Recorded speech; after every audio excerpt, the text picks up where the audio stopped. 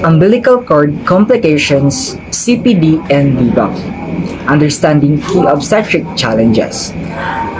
Good day everyone, it's a pleasure to be here today to discuss these three critical topics in obstetrics such as umbilical cord complication, cephalopelvic dysproportion, and vaginal birth after cesarean. These are issues that many mothers face, and understanding themselves can make a big difference in making informed healthcare decisions, whether you are healthcare professionals, an expectant parent, or simply interested in maternal health. This session will provide valuable insights, so let's start with umbilical cord complications, which play a vital role in fetal health and safe delivery. The umbilical cord is like a highway that delivers essential nutrients and oxygen from the placenta to the baby. However, sometimes complications can occur. And today, I want to highlight three of the most common ones. First, cord prolapse.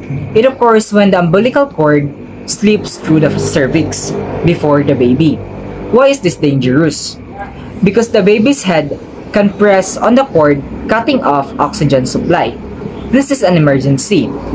In most cases, an immediate C-section is needed. Next, we have nuchal cord, where the umbilical cord is wrapped around the baby's neck. Now I want to clarify. This happens in about 20 to 30% of pregnancy. In most cases, it doesn't cause harm. However, if the cord is too tight, it can reduce blood flow, causing fetal distress. Doctors often detect this through ultrasound or during delivery. Finally, true knots. It can form when the baby moves a lot inside the womb. While most knots stay loose and don't cause problems, some tighten, restricting blood flow. Imagine tying a knot in a garden hose. Less water comes out, right? The same principle applies here, making fetal monitoring crucial. Now, let's move on to the cephalopelvic dysproportion, or CPD. This occurs when the baby's head is too large to fit through the mother's pelvis. CPD can make vaginal delivery difficult or impossible. There are several reasons why CPD might occur. Some women naturally have smaller pelvic structure. The baby may be larger than average. A condition known as fetal macrosomia, often linked to gestational diabetes. The baby might be in an awkward position, making passage through the birth canal more difficult. CPD is often suspected if labor is prolonged or if there's failure to progress, despite strong contraction. However, a definitive diagnosis is usually only made during labor. So, what are the options? If labor isn't progressing due to CPD, a C-section is usually recommended to ensure the safety of both mother and baby. In some cases, pelvimetry, assessing pelvic size via imaging, can help determine the likelihood of successful vaginal delivery. CPD is one of the key reasons a previous cesarean might have been necessary, which leads us to our next topic, which is the VBAC. Many women who had a previous C-section wonder if they can try for a vaginal birth in future pregnancies. This is known as vaginal birth after cesarean, or VBAC.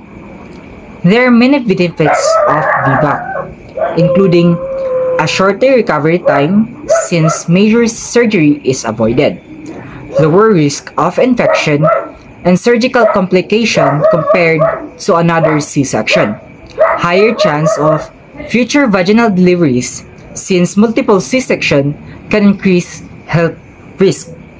However, there are also risks, with the biggest concern being uterine rupture. This happens when the scar from the previous C-section tears open, which can be life-threatening for both mother and baby. So, how do we determine if someone is a good candidate for VIVA? The type of incision from the previous C-section matters.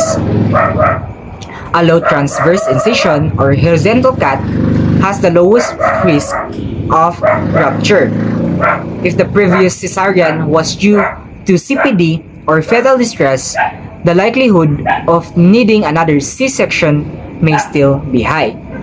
The hospital must have emergency surgical teams on standby in case complications arise.